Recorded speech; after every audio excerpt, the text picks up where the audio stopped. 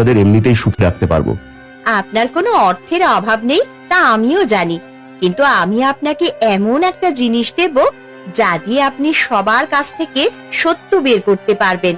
বলো কি, কি এমন জিনিস যা সত্য বলতে বাধ্য করবে?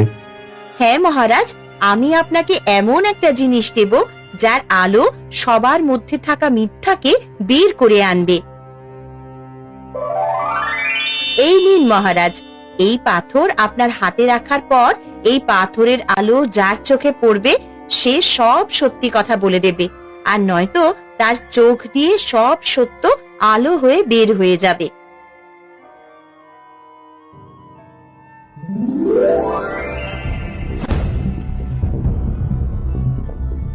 একই, তার মানে সবাই আমার কাছে মিথ্যে বলছে?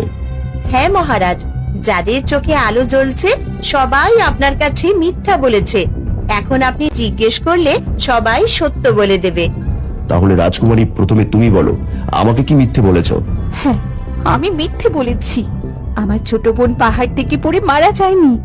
আমি তাকে পাহাড়ের ওপর থেকে ফেলে দিয়েছি, যাতে আমার কোনো প্রতিদ্বন্দ্বী না থাকে, পরে যাতে আমি এই রাজ্যের রানী হতে পারি। কি চন্দ্রা, তুমি এত বড় পাপ করেছো? তোমাকে আমার মেয়ে বলে স্বীকার করতে লজ্জা হচ্ছে। মহারাজ, রাজকুমারী শুধু এই একটা পাপ করেনি, এর চেয়ে আরো অনেক বড় বড় পাপ করেছে। আর এটাই ছিল আমার এখানে আসার আসল উদ্দেশ্য। আমি রাজকুমারীকে অভিশাপ দিচ্ছি, সে দিনের আলোয় পাপ করেছে, তাই সে কখনো দিনের আলোর সামনে আসতে পারবে না।